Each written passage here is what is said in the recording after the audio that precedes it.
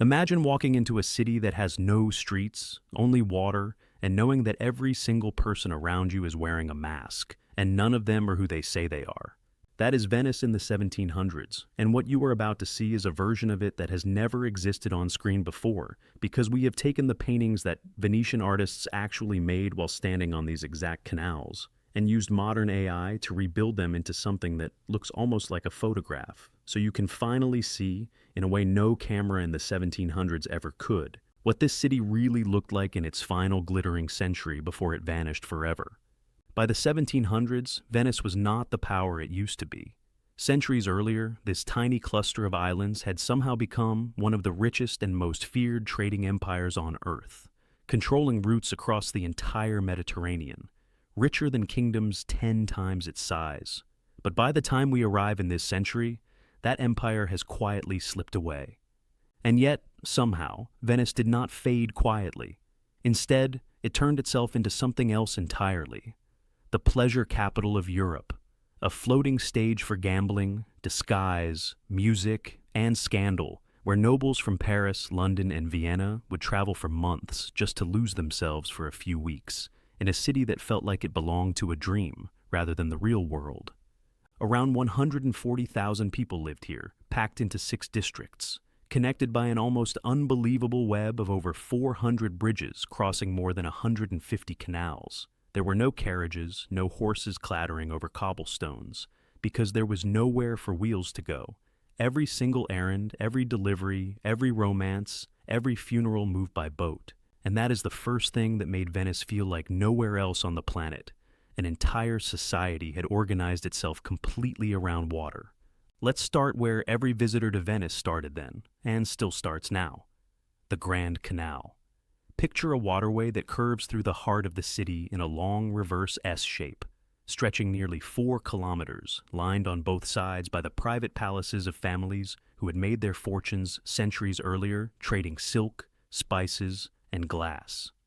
These were not ordinary homes. Their fronts rose directly out of the water, decorated with pointed Gothic arches and bands of pale stone from Istria, paired with deep red marble hauled in from Verona, so that from a distance the whole canal looked striped, almost like the palaces themselves were dressed for carnival. The most important floor of each palace sat one level up, with tall arched windows thrown open toward the water to pull in light and the breeze coming off the lagoon. Because in a city with no real streets, the canal was the front door, the driveway, and the front lawn all at once.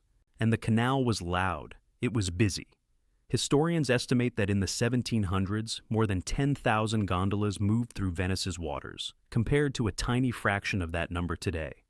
Every noble household kept at least one gondola of its own, staffed by liveried gondoliers dressed in the family colors, while ordinary Venetians used small ferry gondolas called traghetti to cross from one side of the canal to the other for the price of a coin.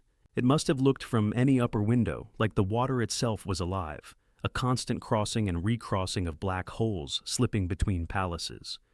But here's the part that never makes it onto a postcard. This water was not clean, and it was not clear. It was dark, often thick, and it smelled. Venice had no modern sewage system. Waste from thousands of households emptied straight into the canals, and the only thing keeping the whole city from choking on itself was the twice-daily rhythm of the tide, which flushed the worst of it out into the lagoon and, eventually, the sea. In the height of summer, that smell would have hung over the entire city like a second atmosphere. And underneath all of it, a much slower, much quieter threat was already at work. Venice was sinking. High water, what Venetians called acqua alta, regularly crept into ground floor rooms even 300 years ago. The city built on wooden piles driven into soft lagoon mud was already, even then, beginning its long argument with the sea it depended on, a fight it is still fighting today. Now travel from the water to the heart of the city, to the only public square in Venice grand enough to be called a piazza rather than a mere campo, Piazza San Marco. Napoleon himself would later call it the drawing room of Europe, and once you see it rebuilt in full detail, it's not hard to understand why. On the eastern side rises the Basilica di San Marco, its 5 great domes covered edge to edge in golden mosaic, a building that has stood here since the 9th century, originally constructed to house relics smuggled out of Alexandria. Everything about its design says one thing loudly: Venice was never purely a European city. It was a bridge, a hinge point between the Latin West and the Byzantine East, and its most sacred building wears that identity on its skin. Beside the basilica, the bell tower climbs nearly 100 meters into the sky, tall enough that for centuries it doubled as both a place of worship and a lighthouse for ships trying to find their way home across the lagoon at night. Along the southern arcade of the square sat Venice's famous coffee houses, including one that opened its doors in 1720, and, remarkably, is still serving coffee today. These were not just places to drink coffee. They were the beating social heart of the entire republic, where merchants, diplomats, artists, and foreign travelers all crowded together to trade gossip, argue about politics, and quietly do business that would never appear in any official record. Now, imagine this same square during Carnival, the single wildest, strangest tradition Venice ever produced. From December all the way through the final Tuesday before Lent, the entire piazza would fill with thousands of masked figures, and the mask changed everything. Underneath it, a nobleman and a fisherman looked exactly the same. Gambling houses ran openly in the open air. Street performers, acrobats, and musicians turned the square into a non-stop stage.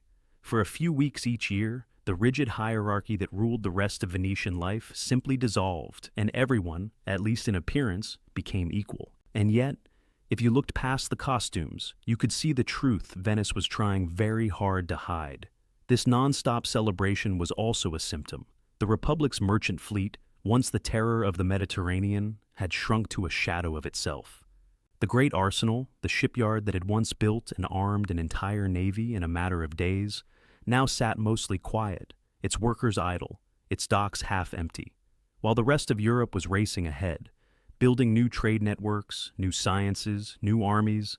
Venice was, in a very real sense, throwing one long, magnificent party instead. Foreign visitors wrote home about how beautiful the city was and, in almost the same breath, noted a strange sense of decay hanging just beneath the surface. From the piazza, follow the canal to its narrowest crossing point, where the Rialto Bridge arches overhead. Completed in the late 1500s, this single stone span was considered close to impossible when it was built. Engineers at the time genuinely worried it would collapse under its own weight. Instead, resting on roughly 12,000 wooden piles driven deep into the mud below, it has stood for centuries, lined on both sides with small shops selling jewelry, silk, and spices, to the endless stream of people crossing back and forth. Just past the bridge sits the Rialto Market, the beating commercial heart of Venice since as early as the 11th century. In the early morning hours, this place exploded into chaos, hundreds of merchants hauling in vegetables and grain from the mainland alongside fresh catches pulled straight from the lagoon. Sea bass, octopus, squid, and the small soft-shell crabs, still considered a Venetian delicacy today. The air here was its own kind of overwhelming: fish, salt, seaweed, and canal water, all mixed together. And behind all that noise and color sat a fact most visitors never thought about. Venice produced almost none of its own food. Every grain of wheat, every vegetable, every animal had to be shipped in from somewhere else, which meant that control over the mainland territories wasn't a luxury for the Republic. It was survival. A blockade, a bad harvest on the mainland, or a war cutting off supply lines could put the entire city within weeks of real hunger. Step inside one of the great family palaces, like the ones still standing along the Grand Canal today, and you enter an entirely different world. Ceilings stretch 7 meters high, painted floor to ceiling, with mythological scenes by masters of the era.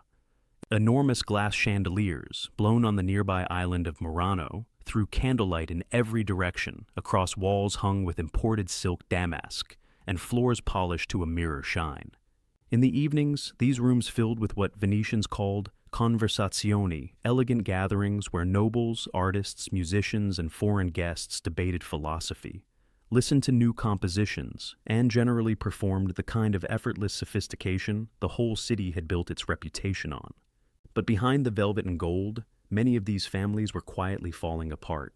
Venetian law forbade the old noble houses from engaging directly in trade.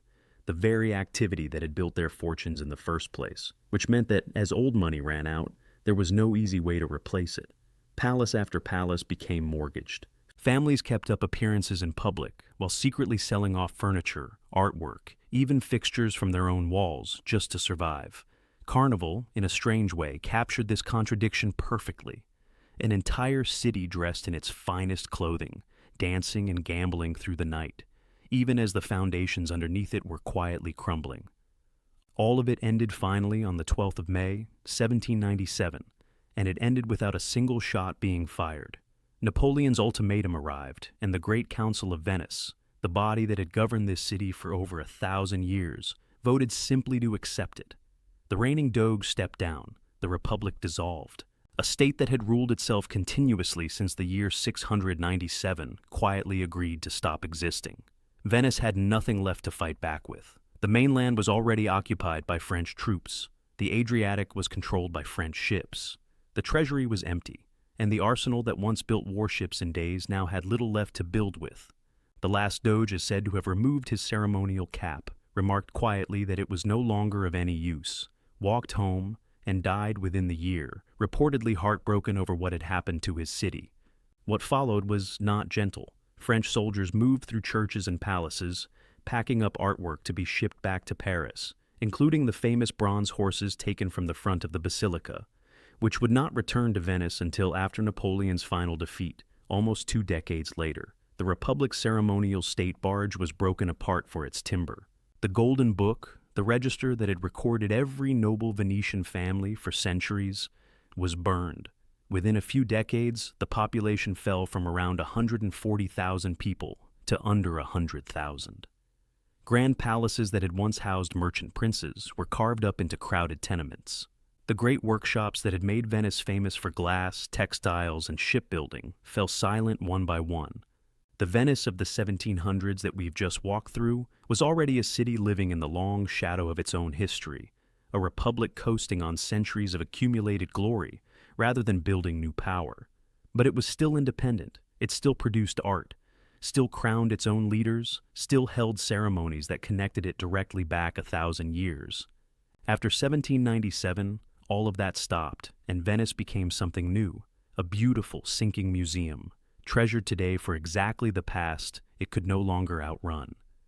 Before we get to that ending, though, there's a version of Venice most people never see, the one that existed just underneath all that gold and candlelight.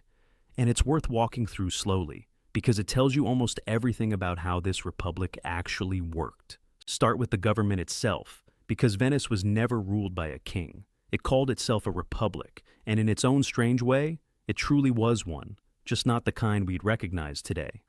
Power sat with a hereditary noble class, a few thousand families listed in that Golden Book we mentioned earlier, and from among them, a great council elected a doge, a kind of ceremonial head of state, who lived like royalty but held far less personal power than the title suggested. Above him sat smaller, quieter bodies, most famously the Council of Ten, a secretive committee that handled state security, espionage, and anything the Republic considered too dangerous for open debate.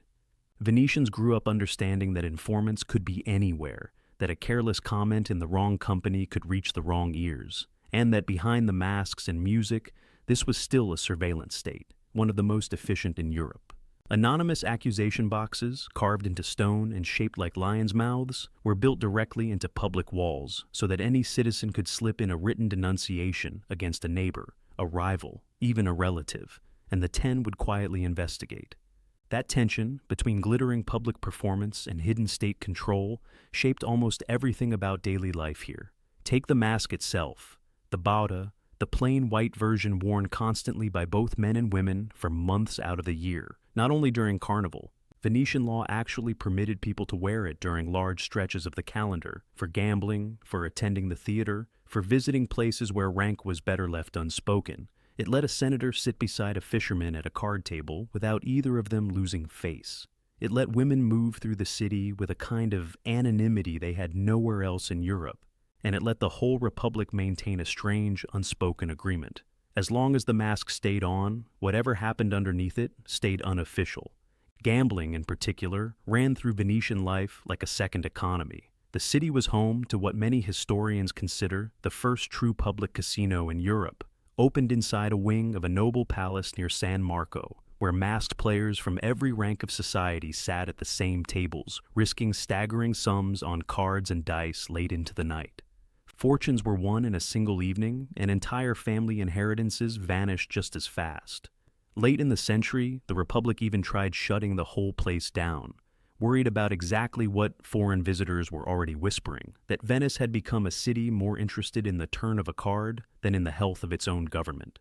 And foreign visitors kept coming in extraordinary numbers because by the 1700s, Venice had become one of the essential stops on what wealthy young Europeans called the Grand Tour. Sons of English lords, German princes, and French aristocrats traveled for months by carriage and ship, specifically to spend a season here, drawn by the opera houses, the music academies, the gambling, and, frankly, the freedom. Venice had more public opera houses than any other city on the continent, staging new works constantly and training some of the era's most celebrated composers and performers. One famous red-haired priest spent years teaching music at one of the city's orphanages for girls, whose orchestra became so celebrated that travelers crossed the entire continent just to hear them play from behind a screen, since the girls themselves were rarely seen directly by the audience. Women, in fact, occupied a strange and complicated place in this society. Noblewomen were expected to marry young, often into arranged unions designed purely to protect family alliances and property, and many spent their entire lives inside the walls of a convent instead, not necessarily from religious devotion, but because dowries were expensive and families frequently found it cheaper to send extra daughters into religious life than to marry them off. And yet, Venice was also home to some of the most famous courtesans in European history, women who, unlike most noblewomen, received real educations, could read and write fluently, host salons full of the era's leading thinkers, and accumulate genuine independent wealth and influence. It was a city that offered a narrow, unusual kind of freedom to some women while locking others behind convent walls, sometimes both fates within the very same family. Then there was Venice's Jewish community, confined by law to a walled and gated district that gave the entire world a new word: ghetto. Venice had created this enclosed neighborhood centuries earlier, forcing Jewish residents to live within it and locking its gates every night, while by day permitting a level of trade, money lending, and printing that made this small district disproportionately important to the wider economy of the city. Some of the most important Hebrew books printed anywhere in Europe came off presses located inside these walls. It was a place of real restriction and real hardship, but also, against considerable odds, a genuine center of intellectual life. Health in Venice was its own constant, quiet battle. This was a city built entirely on stagnant, brackish water, packed with well over 100,000 people, and disease spread here the way it spread in almost every crowded pre-modern city, fast and without warning. Plague had devastated Venice more than once in earlier centuries, killing so large a share of the population that the city built entire churches as offerings of thanks simply for surviving, structures that still stand along the water today. By the 1700s, the worst plague years were past, but the underlying vulnerability never fully went away, and Venetian doctors were already using some of the earliest forms of quarantine anywhere in Europe, a word that itself comes from the 40 days ships were required to wait offshore before docking. And running underneath every part of this, quietly, constantly, was the water itself. Venice had no natural fresh water supply of its own. Every drop of drinking water came from rain, carefully collected and filtered down through sand into stone cisterns built beneath the city's public squares, each one capped with an ornate wellhead that doubled as both plumbing and public art. In dry summers, water had to be shipped in by barge from rivers on the mainland. It's easy to romanticize a city built entirely on canals, but for the people actually living here, fresh water was a genuine, recurring anxiety. One more reminder that this entire civilization existed by convincing an unstable, watery landscape to support human life at all. By the final decades of the century, all of these threads, the empty treasury, the idle shipyards, the endless gambling, the surveillance state hiding behind painted ceilings, were quietly pulling in the same direction. Venice looked, from the outside, more magnificent than ever. Palaces were being renovated, operas were premiering, Carnival was drawing bigger crowds every year. But it was a republic spending its inheritance rather than building anything new, and everyone who looked closely enough could feel it. If a place like this could hide so much behind its masks and its music, imagine what other cities from history are still waiting to be seen this way for the first time. Tell me down in the comments which city and which era you want brought back to life next, because this is only the beginning.